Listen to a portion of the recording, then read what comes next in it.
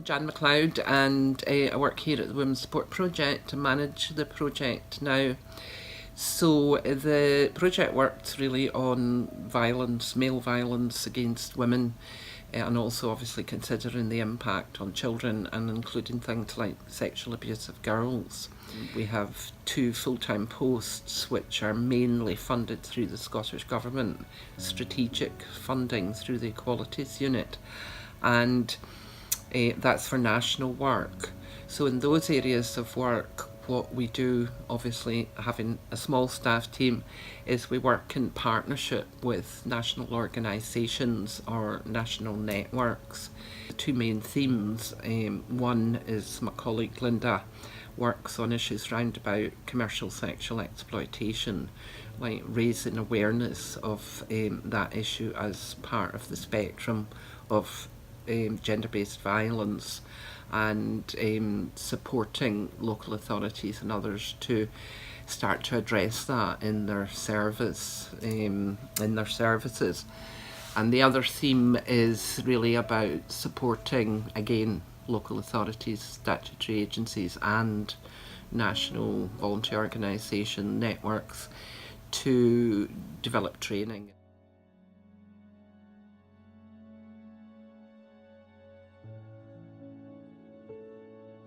Although it was set up by Rape Crisis Centre, it addressed all areas of violence against women. And one of the themes in our work has really been identifying links between these forms of violence. So that is really important, I think, both in terms of giving the best possible response to individuals, like being able to understand how, or even to help them understand how they've come to be in a place where they're maybe thinking, why does this keep happening to me? I mean, quite often over the years I've had women say, I feel as if I've got something written on my forehead that just like people keep targeting me. And it's also useful for practitioners to have that understanding, because otherwise they can feel like really quite overwhelmed, Try to be proactive in reaching different communities and trying to educate ourselves about how violence might impact on women with different life experiences or different equality groups. So the way that we've done it really is by working in partnerships with different groups. So over the years we've done work with the deaf community in Glasgow, with organisations like the Refugee Council, sort of joint events. We've tried to do sort of outreach work into different communities and deprived areas or areas of multiple needs. Currently we've got a new project that's working with refugee and asylum seeking women, particularly from Africa and the Middle East. In the past we worked with women who've been abused in situations of trust. We were sort of commissioned by the Scottish Government, I think it was 2014. They wanted to raise public awareness about FGM. There was a lot of pressure from the media and from African-led organisations to sort of highlight the fact that the Scottish Government hadn't really engaged with communities, and the media sort of seized on this aspect of why have there been no prosecutions, and there was all sorts of allegations or rumours that girls were being cut in the UK or were being taken abroad for FGM to be carried out. So the Scottish Government got a bit more proactive about it, and we were commissioned to produce materials to support training and public education. So we consulted with various people, and then we produced the FGM Aware website, which contains information that's sort of up to date and specific to Scotland, because the laws are slightly different, or there are different legislation between here and England and Wales, and also different social work, not a different approach, but do you know what I mean, different organisation. We also produce some leaflets that can be used for and community level, and the Scottish Government have a statement which sometimes parents don't wish to carry out FGM, but they might get pressure from their families in their home country. And this statement basically is something that they can use as a bit of leverage to say, look, this is against the law in Scotland.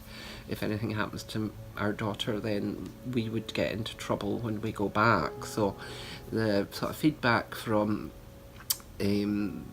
families has been that can sometimes be helpful. So we helped produce things like that, and we promoted them, and then we did training for training officers so that the child protection and adult protection or violence against women trainers across Scotland and in the partnerships have now got a resource that they can use, whether it's for an hour, 2 hours, half a day, whatever they feel they need in their area. And it's a learning experience as well, because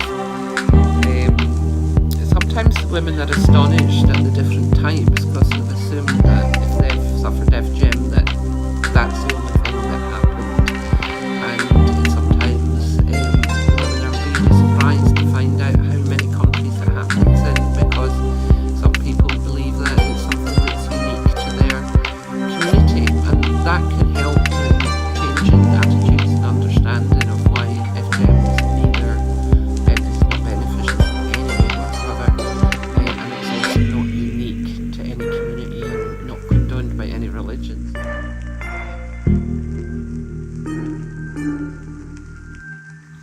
Well, I think obviously we had the sort of Thatcher years where there was a lot of attacks on people's benefits, unemployment, women, issues that may have improved slightly, but I think we're losing ground in some of them.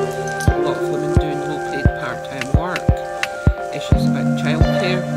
I feel that in a lot of ways women are worse off now, particularly if they're on a low or even a kind of medium salary. Childcare for a lot of women is almost the whole salary, so if you don't have a working partner, then it's not going to, do you know what I mean, there's no point working. So, and that's a real challenge. It's even a challenge for women doing volunteer work or coming on training. So also the other thing is when I first got involved in Rape Crisis Centre, it was one of the core things about feminism that I was involved in, that if you didn't provide childcare for meetings and events, that was, do you know what I mean, shot down in flames. So there's some things almost I feel we have lost, have fallen by the wayside. Not for everybody obviously, but it is noticeable now that it's unusual for childcare to be involved for a lot of events that are advertised as women's events. So poverty was and continues to be a huge issue, and obviously Glasgow's still got areas where there's like deprivation and people are excluded and can't afford to really engage in a lot of activities, although there is also good work going on and work that's free to access.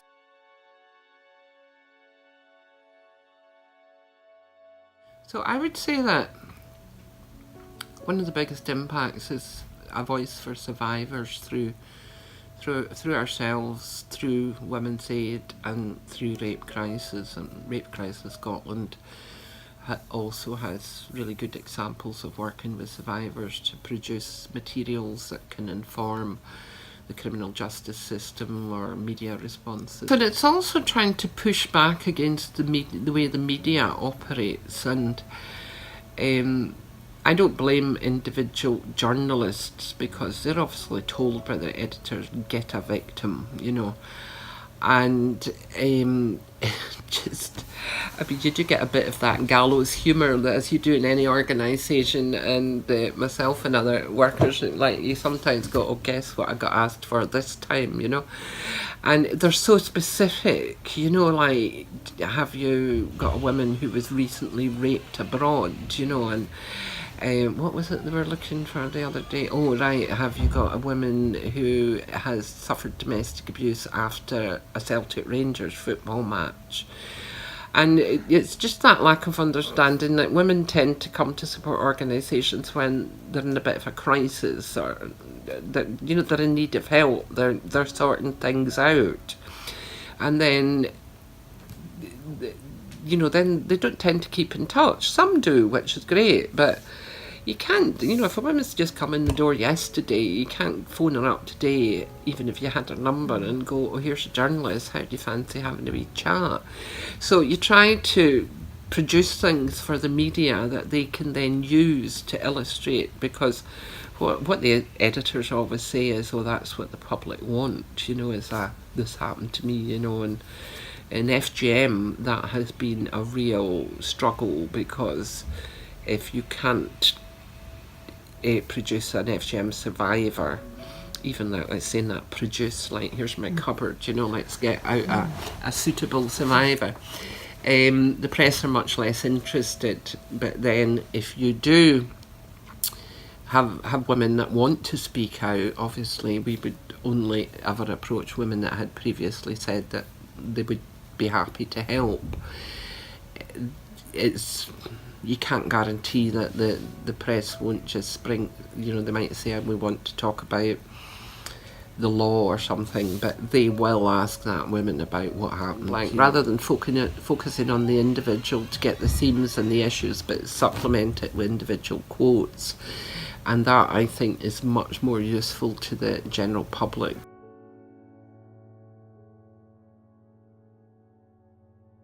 I think one of the things that I would be most proud about, really, in our history is giving a voice to survivors, or I should say supporting survivors to have their voice heard, because survivors have already got their own voice.